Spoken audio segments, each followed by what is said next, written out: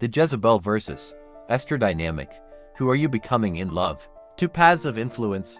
In every relationship, whether romantic, familial, or spiritual, we face a critical choice about how we influence others. Two women represent opposing approaches: Jezebel, who seized power through manipulation, and Esther, who earned influence through wisdom. This isn't just ancient history.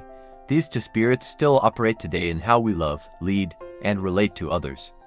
One leaves destruction in its wake, while the other builds lasting legacies. The question we must ask ourselves is, which path am I walking? Jezebel's love, a distortion of power. Jezebel's approach to relationships is marked by control rather than care.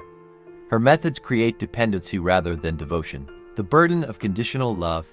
Jezebel's affection always comes with strings attached. If you really loved me, you would ... double quotes is her constant refrain.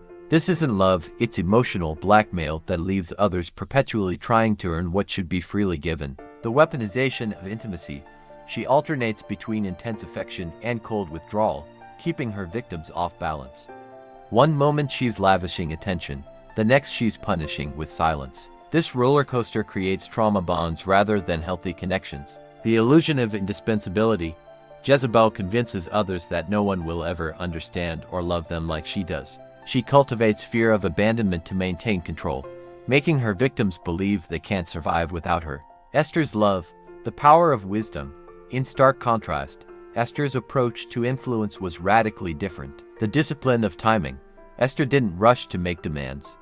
She prepared herself spiritually through fasting, waited for the right moment, and then acted with precision. Her patience created receptivity where force would have failed. The courage of vulnerability. Rather than manipulating behind the scenes, Esther risked everything by approaching the king uninvited. She led with transparency, saying, "If I perish, I perish," showing that true love is willing to sacrifice without guarantees. The strength of restraint.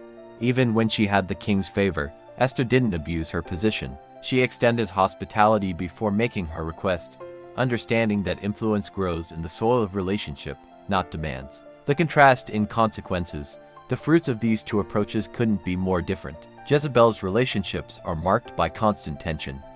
Those under her influence feel perpetually inadequate, walking on eggshells to avoid her displeasure. The atmosphere is thick with unspoken rules and the fear of crossing invisible boundaries. Esther's relationships, however, create space for growth. Those she influenced felt honored and safe. She didn't demand loyalty, she inspired it through her character. Where Jezebel left broken people in her wake, Esther built up those around her. The mirror test. Which spirit are you carrying? Ask yourself these revealing questions.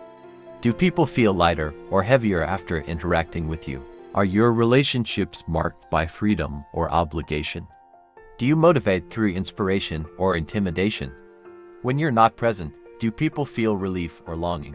The answers will reveal which spirit you're operating in. Breaking free and moving forward. If you recognize Jezebel's traits in yourself, take heart. Awareness is the first step to change. True repentance involves replacing control with trust, learning to love without strings attached, developing patience instead of demanding immediate compliance. To cultivate Esther's spirit, prioritize spiritual preparation over quick results. Value wisdom more than getting your way. Understand that true influence is earned, not taken. The legacy you leave. Jezebel's story ends in destruction, while Esther's is remembered for salvation. Every day, we're writing our own story through how we treat others. Will yours be one of manipulation or liberation, of control or empowerment? The choice is yours, and the time to choose is now.